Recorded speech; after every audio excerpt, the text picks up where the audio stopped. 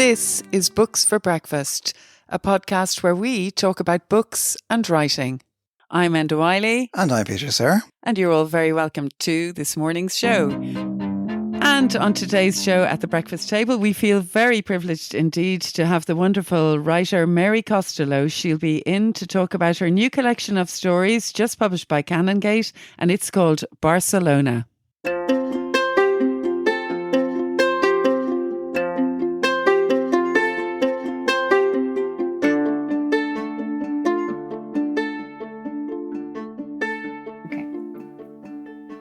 Barcelona.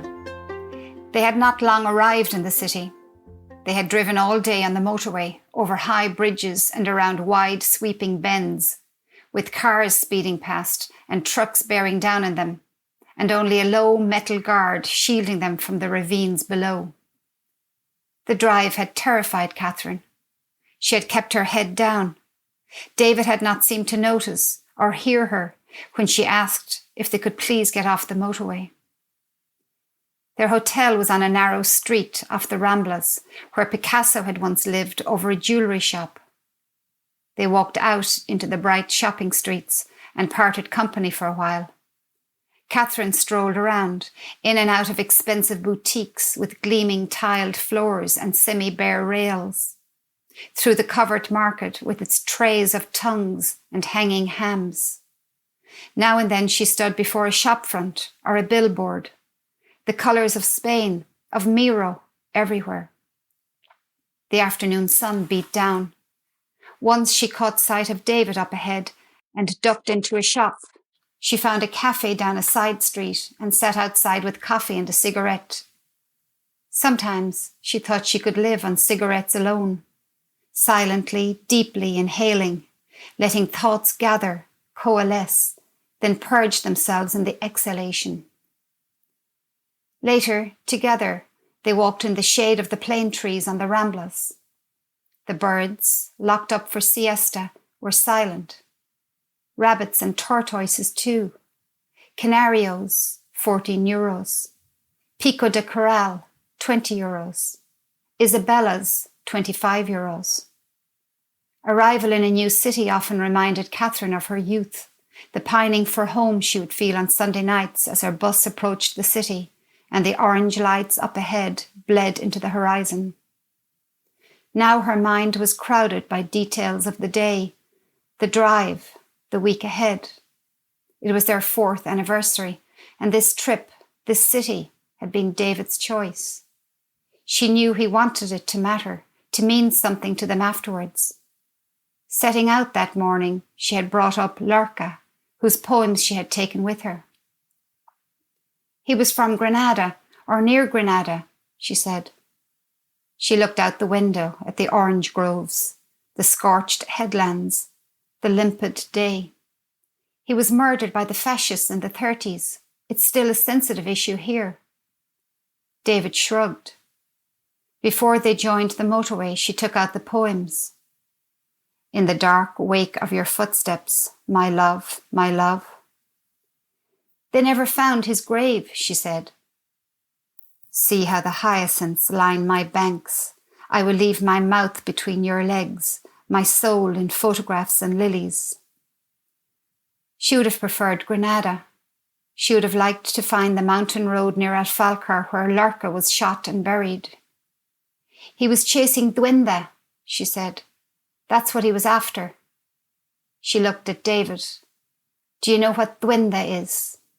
Thank you, Mary. That was Mary Costello reading the opening section of the title story from her new collection of stories, Barcelona, from Canongate. I was so excited to read these stories because I've been a big fan of Mary's all along.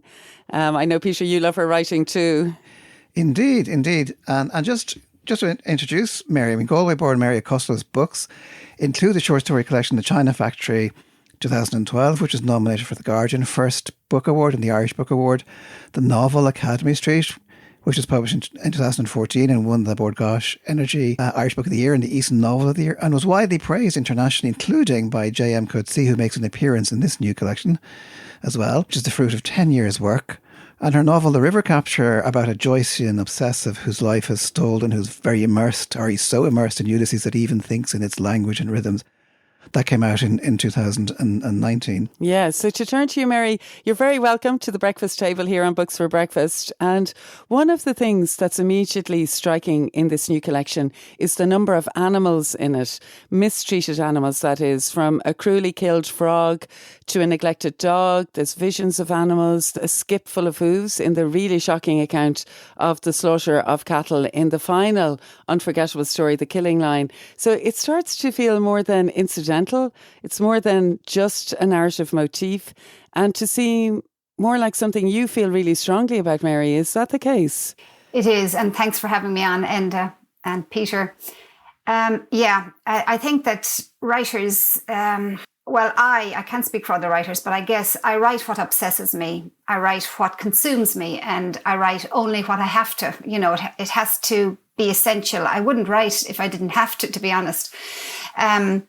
So there are a few things over my life that have really got to me. And one of them is the lives of animals, the suffering lives of animals, the lives of the weak in general, but in particular, the lives of animals, because it's the suffering of animals is so accepted. We all accept it. I'm culpable. I wear leather shoes sometimes. And I remember reading Milan Kundera said, the real test of humanity is our obligations towards the weak. It's a question of mercy, really, how we treat the weak in society, and what mercy we have for those who are voiceless and defenseless. And of course, it's obvious we have that regard for elderly people, for children, for disabled, for minorities, for anybody who has no voice. But the group that has completely no voice are those who cannot speak, animals. And I grew up on a farm, a beef farm, and I became a vegetarian in my 20s, and I ate a lot of meat up until then, I can tell you. But I always had to reconcile that conflict within me, because I benefited from the lives of animals. I was reared and educated on them. So, and my father was a very good man. He's passed away now, and he was a loving father and a kind, considerate man who practiced very good animal welfare. He was a very progressive farmer. So I cannot say, and we had very many robust conversations, and, he actually used to feel great concern for me, because I went through a few very intense years of torture, especially in my 30s, when I saw animal suffering everywhere. I drive up and down to Galway from Dublin, and livestock trucks would pass, or I'd see cattle or horses in a field, and I would see circuses parked up outside towns in the times when they would have animals in big containers and everywhere. And I can say that it really disturbed me, and I probably was in a bad place for a good while. And so I would rant at home to my father, and he would be very concerned, and he'd say, Mary, why are you putting yourself through this? And, so I couldn't blame him personally, because we're all culpable. Society decides to utilize animals. Society uses it in every single way. So it eventually leaked into my work. I couldn't really face it head on, but the earlier stories would have some of them. In the first collection, there is a story called You Fill Up My Senses, named after the John Denver song, and the little girl is aware of the lambs being castrated. But in this one, as I got older, I didn't police myself in any way, but I managed to, it just seeped in a lot more overtly. And in 2014, that story that you mentioned, where the dog's being mistreated by the neighbour, My Little Pyromaniac, I had written that to the Irish Times, commissioned a story. But yes, the lives of animals are, it is a question of mercy for me. I can't look away. That's fascinating, because it is always in the story. I mean, it's kind of like an unthinking cruelty that happens a lot of the time. Just kind of almost like an unautomatic kind of thing that people just don't think, or like that story, or so many others. Or here's a frog. Let's play a cruel thing, trick, and let's actually kill him. That kind of thing. Another thing that's striking is how much of the action takes place either in cars, and you're talking about driving, and or while traveling, and it's as if kind of like motion or displacement causes the characters almost to examine their lives kind of more forensically or pitilessly than they might otherwise have done. I mean, there's a line, for instance, in Deus Absconditus that goes, "Travel makes of home a wound that accompanies him everywhere." But travel also sometimes seems it may be sort of like a hopeful thing or a kind of almost solitary togetherness. I was thinking of the story The Hitchhiker, for instance. And she thought of them permanently in transit, forever journeying together like this. And I was kind of wondering, is travel a big sort of trigger for you? And what is it about traveling that makes it such a powerful locus for writing? Well, oddly enough, I don't like to travel much at all. I'm a real home bird. I find I like routine. I like very much being safe and at home. But then, of course, when I do travel, it is a very much, things do open up. I remember reading James Salter said that travel is necessary for a writer. I think McGahern hardly moved, so it depends. But I find that when I go, when emotion does actually help. And I think I read a blog, I think by Joyce Carol Oates recently about running. She runs, or she used to when she was younger anyway. And she also talked about the motion of something stirring, and writers who walk. I'm not a big walker, but oddly enough, in the oddest places, I don't like flying at all. But sometimes in the most awful circumstances of a really packed Ryanair flight with noise and smells of food and everything, I'll often find a space in my head for the notebook. It's something like there's something urgent and almost primal that you're up there and it could end at any moment. You're just in this tin can in the sky and there's something desperately urgent and concentrated about it. But I also love the small space of cars. I love to put characters into a small space like a car or a hotel room or a suburban home, where there's a lot of intensity and feeling. It's a space really that is gold for a writer when you have two people and there's some conflict or tension. And it isn't that there's no escape, but there's an intensity to it. So the car, train, I do love those spaces. People are trapped together. In The Chalk Ice Woman, the Undertaker and Frances are in this hearse in a long journey.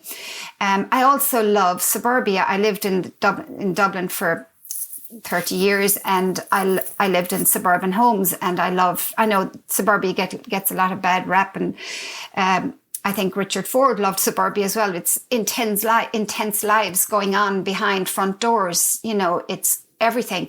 So I love that feel of suburbia as well. So yeah, I like boundaries and concentration. Yeah, well, there is a lot of that kind of gold intensity, as you said, in this book. And I really love that as well. And Peter and I are both based here in Dublin 8 in suburbia, so we love that as well. I often think about that, actually, the intensity of lives packed together in such a small space. Excuse me, and I wouldn't call this suburbia. This is the heart. This is the heart. This is the heart of the city. I would. The heart of the city, okay. But we're in a small little place within it, though. Mary knows where we are because Mary lived close here. But the hidden lives of characters are very much present in the collection. Couples and their unhappinesses, their betrayals, their hurts, the tangled relationships between fathers and sons. Peter mentioned Deus Absconditus and The Killing Line. Throughout these 9 stories, there's a sense of the fundamental loneliness at the core of these human relations. And I'm thinking of the story, My Little Pyromaniac, where you write, there's nothing to explain how we humans can 1 minute lie down and reveal our most secret, vulnerable selves to each other, greet the other souls in the sex act, and then the next minute or the next day or week or month part and go separately into the world as if we are strangers, as if we've not left a burn on the other. And yet the burns are very much there, aren't they, Mary? So there's loneliness, yeah, but am I right in thinking that there's also the damage that we do to ourselves and to those we love or have loved?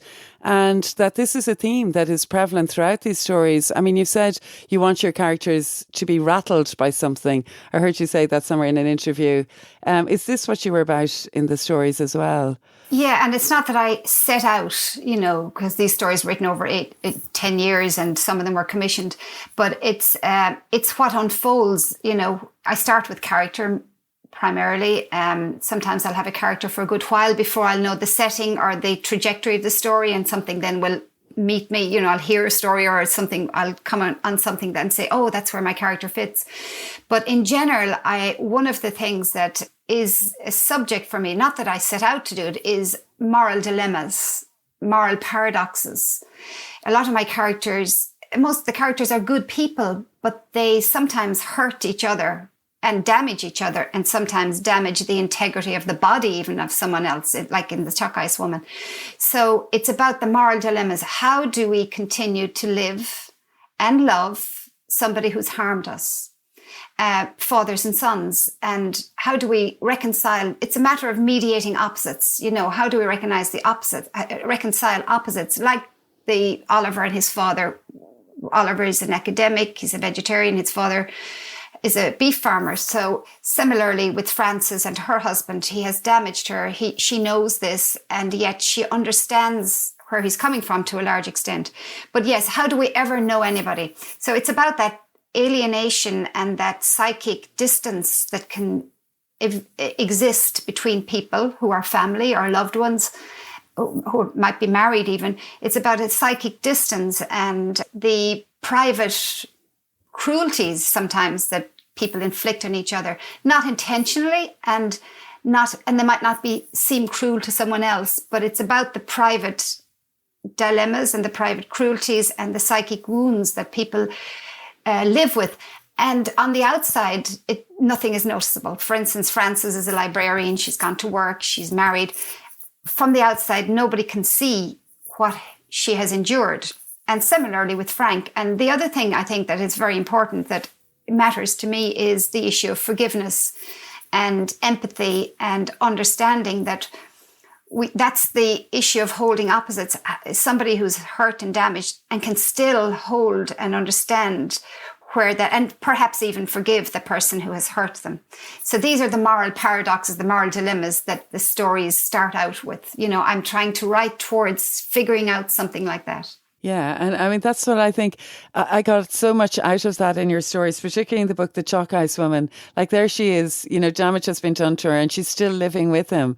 So I thought that story really stayed with me. In fact, I think it's a really great sign if you finish a collection of stories and the characters are still going around in your head. And it's lovely to hear you there speaking about them as if they're real people, because I did feel that afterwards they were kind of wandering around the house with me or coming down the street with me, which I think is great praise, for a writer. If they hear that from a reader. And that's, that journey. I'm still thinking of that journey in the hearse, that extraordinary journey in the hearse, and what happens during the course of that journey, which is extraordinary. I won't say anything about it now, but it's brilliant.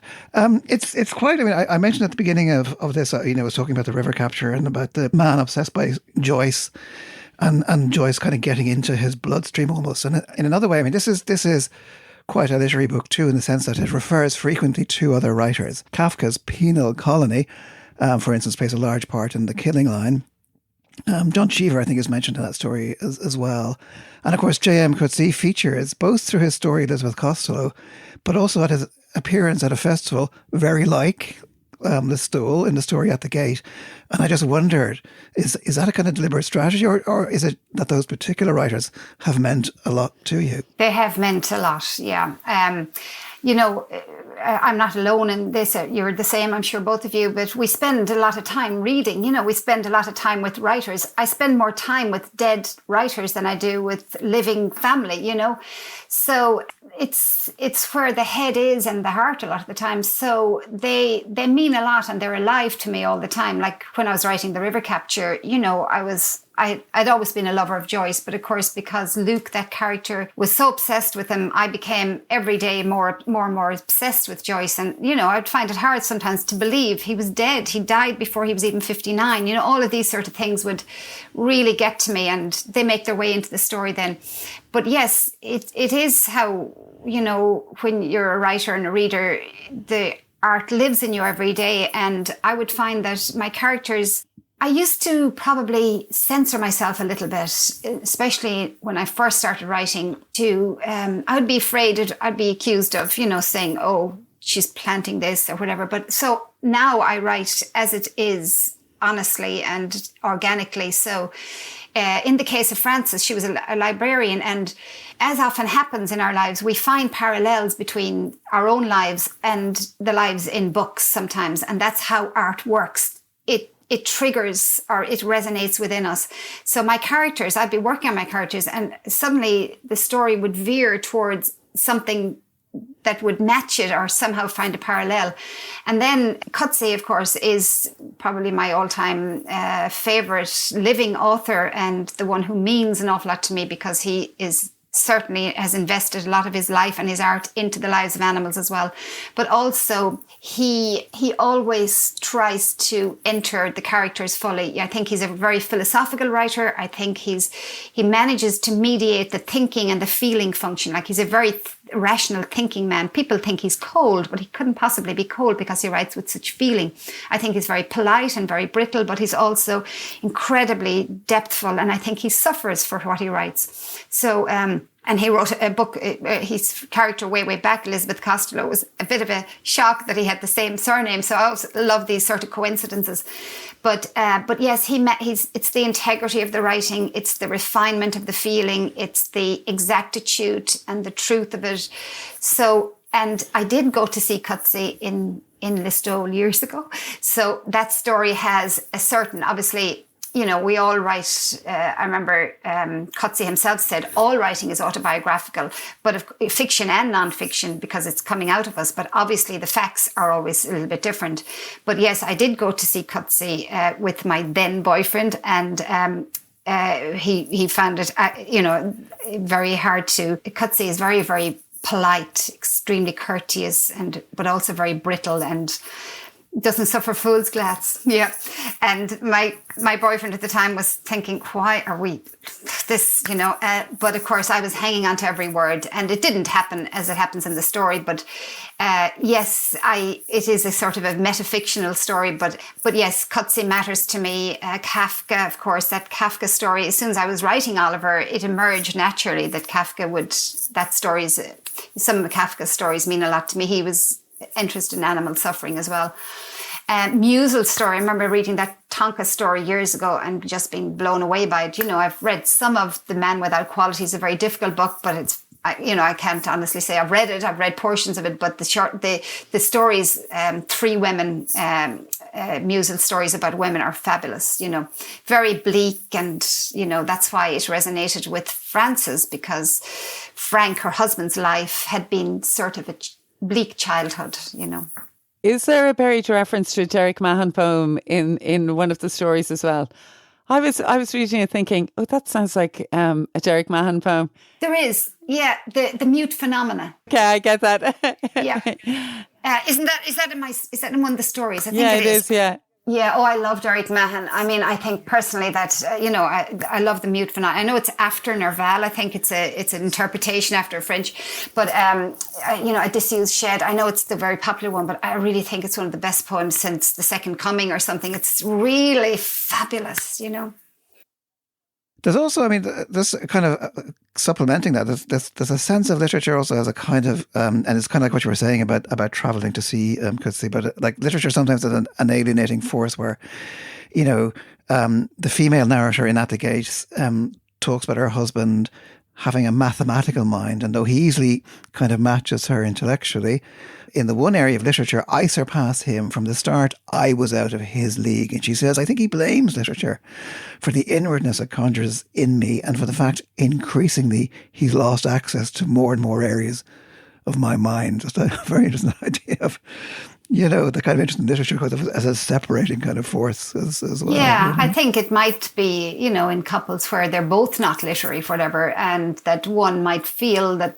one is losing the other person into another realm, I think, because literature is, if you do enter, you enter another space all the time. And, it's, if one partner hasn't the same interest or the same access, it does mean a sort of a separation, Yeah. Yeah, I like that in that story, actually. Irish writers are no strangers to writing about the Irish in America, Mary. And I'm thinking of Maeve Brennan or Colm Tóibín. And your own novel, Academy Street, has Tess Lohan heading out on her own to the States in the 1940s to make a new life for herself there. But in Barcelona, there's one story, Assignation, where a young girl goes from the west of Ireland. She travels to America. She's employed by the kindly Cook family to mind their small daughter, Elizabeth. And it's the only story in the collection that goes back in time. And I was wondering, is there something about that era that attracts you as a writer? You know, that whole idea of Irish going out to make a new life in America for themselves. I was just wondering, you know, why are you attracted to that? And it wasn't, again, it wasn't deliberate at all. It was commissioned by RTE. It's a story, they did their centenary spoken stories and for the centenary of the War of Independence, Civil War celebrations. And I was thinking about it for a good while. Again, it's a quiet voice. I don't like stories with a lot of characters. That's so. I love America. I love everything to do with America, or I used to. And I grew up on American TV, films, movies, as we all did, music. And so it always had that sort of attraction. I had aunts and uncles who immigrated to America.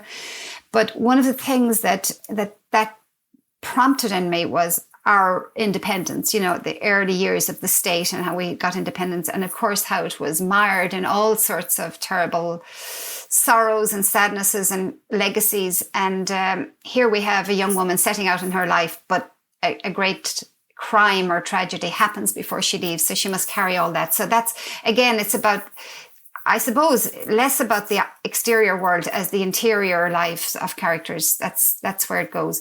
And America always has had that great attraction, looking towards America for liberation, freedom, hope, which often doesn't materialize. Yeah, and also without giving away too much, that she's carrying this deep trauma, and yet that's going to affect the choice that she's going to make in her life. I thought that was really brilliant. Again, another story that really stayed with me. You've described yourself, Mary, as a reluctant writer, and you hinted at that again at the beginning of this interview. And I was kind of wondering, is that still the case? Would you still describe yourself as a reluctant writer? I suppose, no, I can't say I'm reluctant. I'm probably a resigned writer at this stage, because I used to say that because I had a few stories published in my early 20s, mid 20s, and then I gave up. I didn't give up writing, but I tried to give up writing because I didn't know if I could write, or didn't know if, and I didn't, I suppose, have the confidence, and I wasn't in any writing circles. I was teaching full time and I was married, and so I did, but I pushed it down. That's what I would always say, that I tried to give it up and I tried to be normal, what I thought might be normal, like my sisters and my friends, and it became it felt like a burden. I pushed it to the sidelines, but of course it wouldn't go away. So I was writing stories privately and quietly and a novel and so on. So, but I was in my 40s when I published. So, no, I wouldn't describe myself as a reluctant writer, but I remember reading, I think it was Keith Ridgway, saying he wouldn't write unless he had to. And actually, a lot of writers say that. Joan Didion says she writes to know her own mind. If she knew her own mind, she wouldn't write at all. So I think that's what we're doing. I can only say that I'm straining always to put my finger on something. I'm writing to figure out something, to know what I think. And ultimately, what I think it means is I'm writing towards consciousness. I'm trying to put my finger, straining towards consciousness. That's all we can do. People find meaning or become conscious through it might be through religion, or it might be through work or art or music or whatever. So that's the strain, that's the impulse or the urge.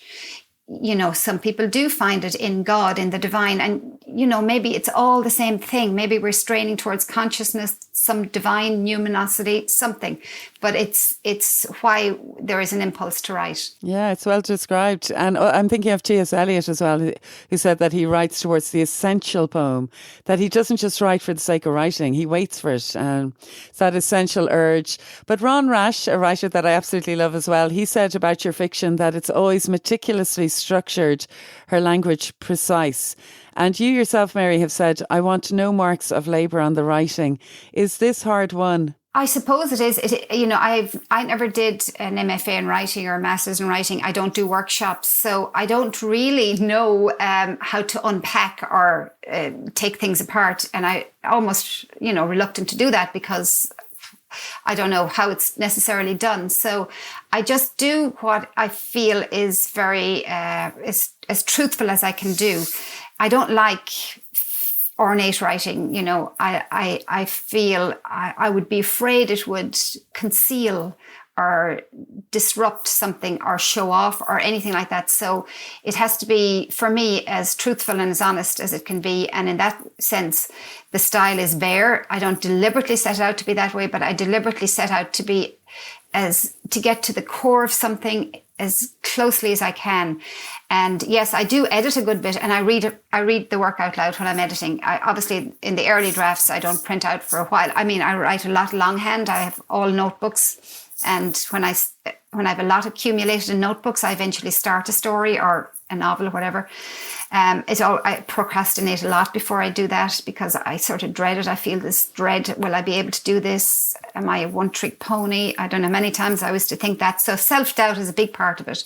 Will I be able to do this? Will I be able to pull it off? And then it's almost like putting a jigsaw together. And the deeper you go into it, the more things that drop down and help. And when you're in that mode, then you're doing it unconsciously almost. You're on the track for a while. I mean, it's terrible. Early drafts are terrible, but I'm still trying to refine it and getting closer to the heart of it. The old alchemist thing. It's not that I'm trying to find gold or anything, but it is like getting away all the surplus muck and mud and getting to as close to the essential thing as possible. Yeah, that's true, Peter. We can identify, I think, with that as well.